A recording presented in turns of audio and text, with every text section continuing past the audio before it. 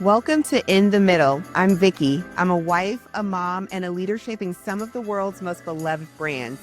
This is the podcast for all of us figuring it out in real time. In 20 minutes or less, let's get in the middle of it all. I'm so glad you're here. Hey, y'all. Welcome back to In the Middle. I am so glad you are here. Y'all, this is like a little bittersweet for me. This episode is the final episode in season 1, and it's really surreal. I didn't know where this podcast was going to go.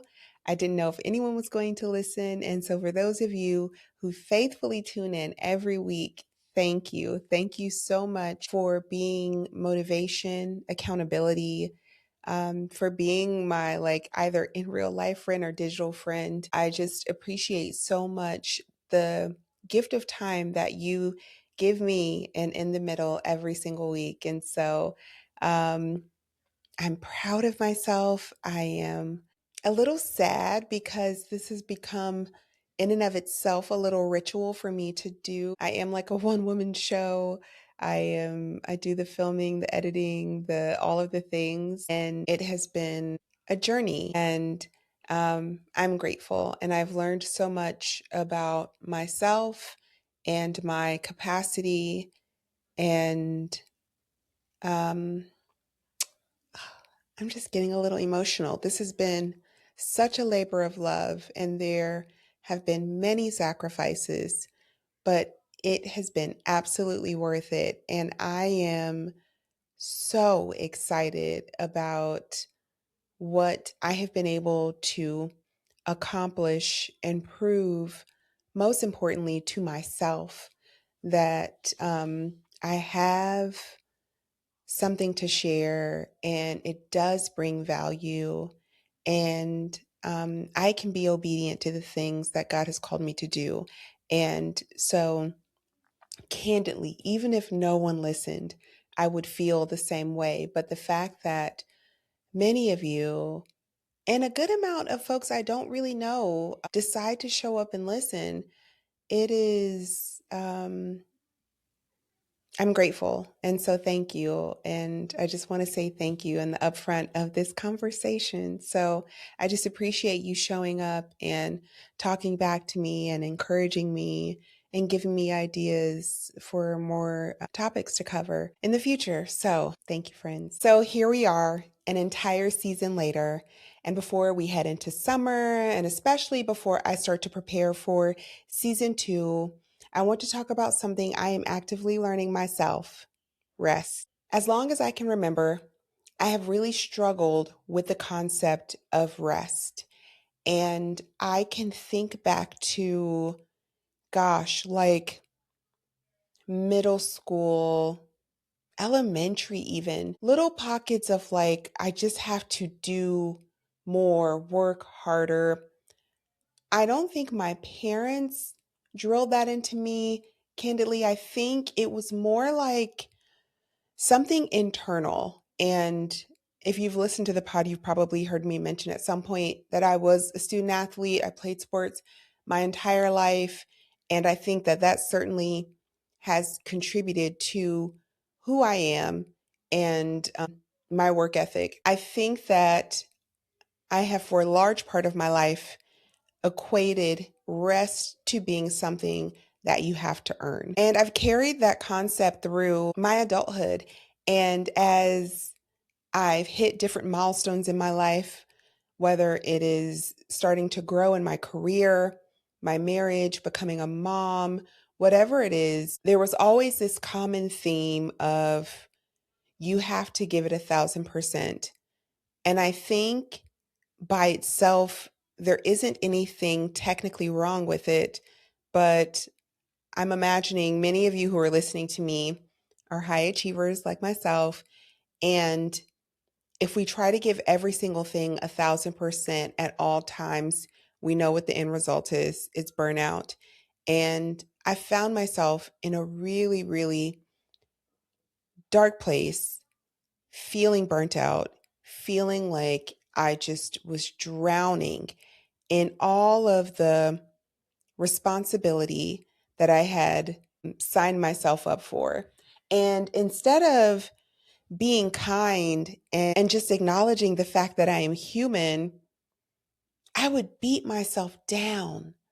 Like, you just got to push through. You just got to push through. And again, it's like, sometimes, yes, we just have to push through. But now, being older and wiser and more tuned into the Holy Spirit, I am learning that we have to have discernment about when we are supposed to push through and when the Lord is calling us to rest.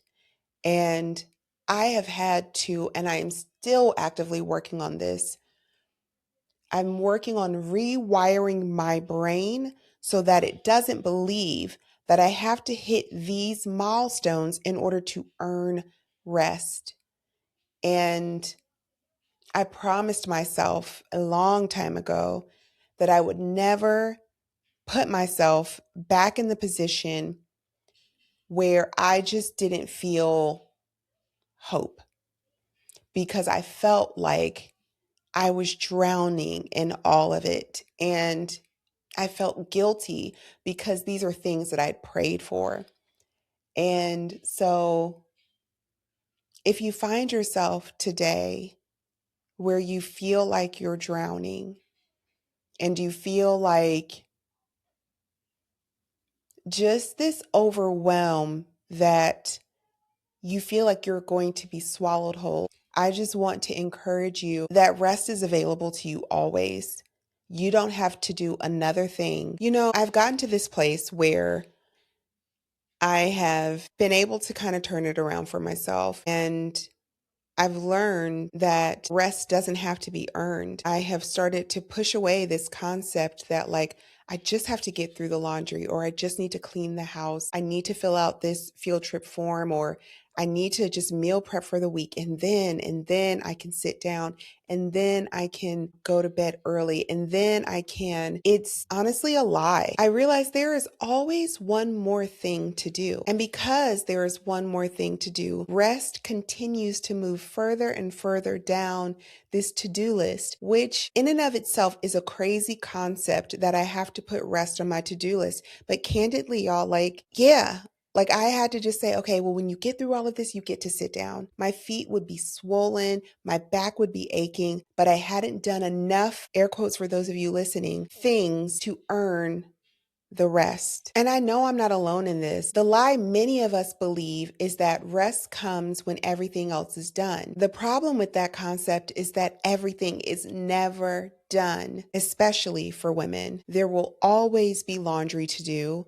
There will always be a head to be done if you have daughters. There will always be another work project, another obligation. If rest requires completion, we'll never get there.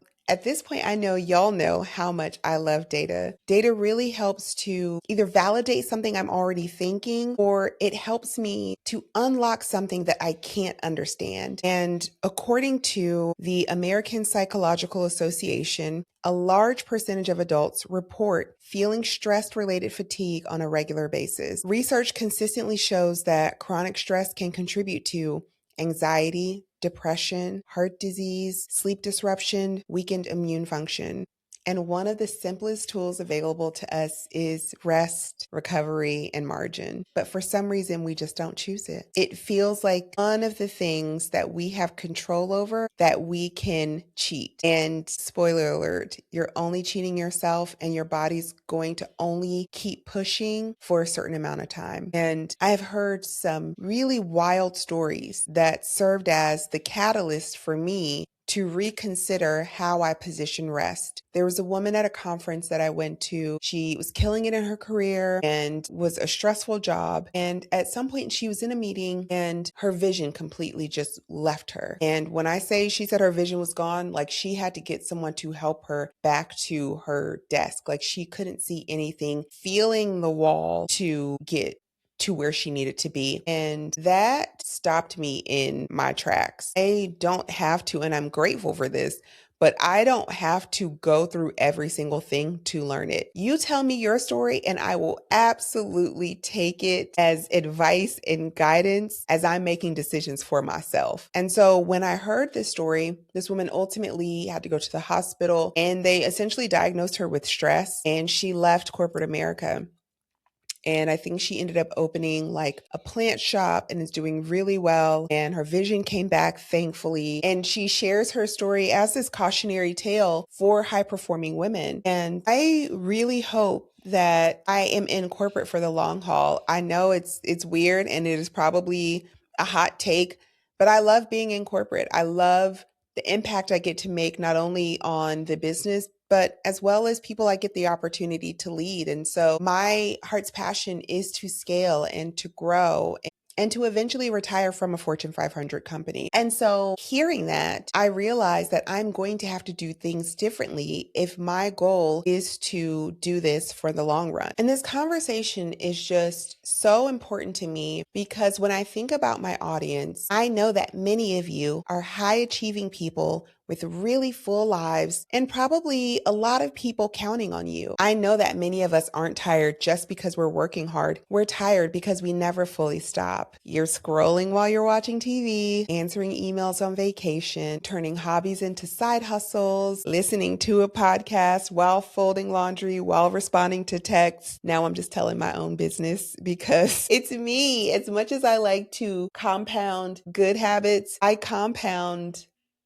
potentially bad habits. And it's something that I'm still working through. I do feel guilty just sitting and watching TV. And so I've made the reasoning in my brain that if I'm going to watch TV, I'm going to fold a load of laundry, I'm going to clear out my inbox, I'm going to do something. But what I have recently started to acknowledge is if I'm choosing TV as a wind down moment for myself, then doing something productive sort of negates that. And I know I'm not alone in this. I know I have probably called out many of you. And listen, you are in a safe space. What I'm hoping to land with you as well as myself is this idea that rest isn't simply the absence of work. Rest is the presence of recovery. And if we can't get to a place where we refill our battery, we run the risk of operating from a depleted state. And that is not sustainable, nor is it healthy. And it can have very dire outcomes. So let's get into my 3 truths. Truth number 1, rest is productive. Your body repairs itself during rest. Your creativity improves during rest. Your decision making improves during rest. Sometimes the most productive thing you can do is stop. I am sure you have been at a place where you've had to make a decision and your brain just hurt and you couldn't process and you made the decision like, hey, let me just go sleep on it. And when you wake up, you just have this level of clarity. And you likely didn't get any more information or insight, but you just allowed your body to simply rest. And that clarity that washed over you, your nervous system being sort of reset, it allowed you to make a really sound and informed decision that you couldn't get to from a state of being depleted and being completely tapped. Truth number 2, rest looks different in every season. If you find yourself in a very full season of your life, you've got the career, you've got the spouse, you've got the kids, you've got the friends. Rest may not be a vacation, even a weekend away, not even a spa day, but you still can get rest. A few episodes ago, I talked about these like micro rest moments. It's not these big sweeping things. And of course, I still truly believe in staycations. And if you can work that into your schedule, there isn't anything better than for you just to step away from all of your responsibilities and just reconnect with yourself and just be still. So if you can, of course, I'm encouraging that. But for those of you who you can't, for a variety of reasons, whether it's care or budget or time, whatever it is, there are still ways that I want to support you and share with you and how you can still get to rest. Sometimes it's going to bed early. It's saying no to things that maybe your people-pleasing self wants to say yes to. Sometimes it's reading a book, like physically cracking open a book. And sometimes it is just simply sitting on your deck or patio outside at a coffee shop and just being, not doing, not scrolling, not writing, just being. The faster we can get to removing these expectations around rest, this like Pinterest version of, okay, I have to have this beautiful robe on, my hair has to be washed, I have to have done an everything shower, I have to have a glass of the best Chardonnay, like all of those things are lovely, but they are additive.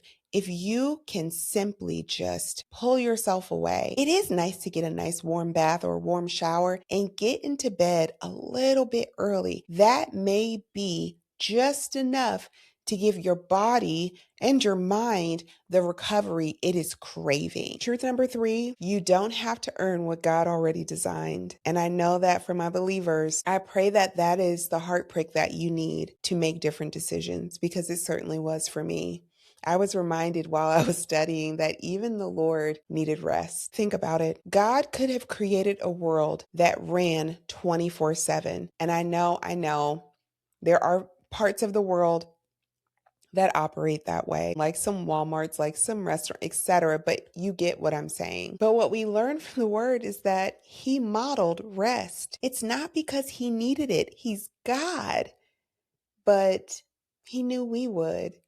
He's so kind and so gracious that he built a system and a whole day, candidly, for us to just rest, because he's so loving and so kind. And he gave us the ultimate permission to pursue rest, and that it is like a birthright for us. Friend, what I'm hoping to encourage you today is that rest isn't weakness, it is wisdom. And on the other side of rest is the better version of yourself. If you find yourself snapping at your family, friends, irritable, always exhausted, you feel like you're making poor eating and financial decisions, rest may truly be at the root of it. Quality rest, not just like I fall asleep just wherever I am. It is being intentional to wash your body, get a good hot shower. You might need to do a little stretching.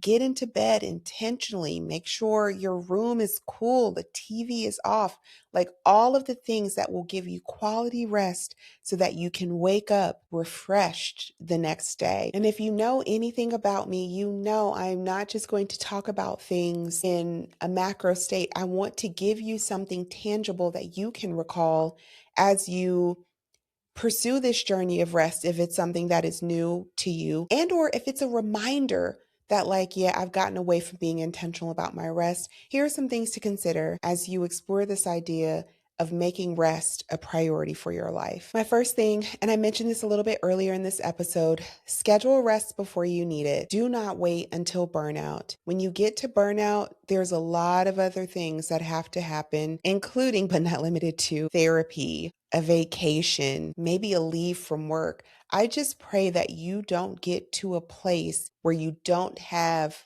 choice and your body is forcing you to stop. And the way to truly execute this is to put it on a calendar. You put your staycations on the calendar. Maybe you take a PTO day just to stay home. Maybe you start to give yourself alarms on your phone to like have a wind down time. If your expectation is to be in bed by 9:30, 10 o'clock, maybe that first alarm goes off at 8 o'clock to say, hey, get off the phone or turn off the TV or put on a pot of chamomile tea, whatever it is. You may need to give yourself prompts until this becomes a habit. My next tip is for those of us who really struggle with rest. Start with 30 minutes. I'm not saying a weekend. I'm not saying even a full day. Like, maybe just start with 30 minutes. If you put a block in your workday where you just go and walk outside. This last week, I had a meeting with a person on my team, and we took our meeting outside and we talked about some pretty heavy things. But the fact that we were outside and the sun was like beaming on my face, I felt like I was able to navigate that conversation better than maybe if we were inside. And going back inside, I felt refreshed for the rest of the day. A 30-minute meeting outside really recharged me and helped me to manage complex issues that would have maybe taxed me a bit more. All right, tip number 3. Can we stop calling everything self-care? Like, yes, getting your nails and feet done are nice, but if you're like me, and I literally just did this, I worked the entire time I was getting my nails and feet done. Like, I had foil in my hand and I'm like, doop, doop, doop, trying to like click and type it. So that wasn't restful. And so I think you have to really ask yourself. Does this actually restore me? And if the answer is no, then that doesn't count as self-care. I think we can get into this habit of laying on the couch and scrolling and feeling like, well, I chilled out for a second, but your mind kept going. Sometimes scrolling isn't rest. Sometimes it's just a distraction. And my last tip, and this is for my people who love lists just like me, consider creating a list when you get a minute and just put 2 columns, things that drain me and things that restore me, and start choosing more things from column 2. You deserve it. It is your birthright. You don't have to earn rest. That's it, friends. Before we close out season 1, I just want to say thank you. Thank you for listening. Thank you for sharing every episode. Thank you for spending part of your week with me. It truly is a blessing. This podcast has been one of the greatest gifts I've given to myself, and now it's time for a little rest. Cannot believe I'm getting emotional. I've just grown so much as a person across these last few months, and I think this podcast has forced me to be very introspective and heightened my self-awareness. And I feel like I've always been pretty self-aware, but I always want to bring the real to you all. And I just hope you understand how serious I take being in your ears or you watching me week in and week out. And I'm just grateful and I'm thankful that the Lord decided to use me in this way. And it's not lost on me that it was for my growth, but also just hearing from some of you, giving you a new and fresh way to think about things. And so I am grateful, and I'm just really happy and really proud. So yeah, now it's time for a little rest for me. As I've shared across the last few episodes, we are going to take a summer break. I'm going to use this time to just lean into family, do research for the pod, start doing interviews. Again, anyone you want to see me interview, and y'all, let's shoot for the stars. Like, there are people I am believing for that will be on in the middle one day that when the Lord sees fit, I just believe it's going to come true. So if you have people in mind, send them my way, and I am happy to reach out. I'm never too ashamed. But yeah, so we'll take the summer off and we'll be back in the fall. I will probably share some things on the social accounts while we're across the summer, some additional clips that maybe never saw the light of day. And I'm just looking forward to this intentional time to rest. And the last thing I'll say in this final episode is, friend, you don't have to earn rest. You simply have to choose it. I'll see you in the fall. Bye. Thanks for listening to In the Middle. If this episode resonated with you, share it with a friend and click subscribe so you never miss an honest conversation about life in the middle. I'll see you next time.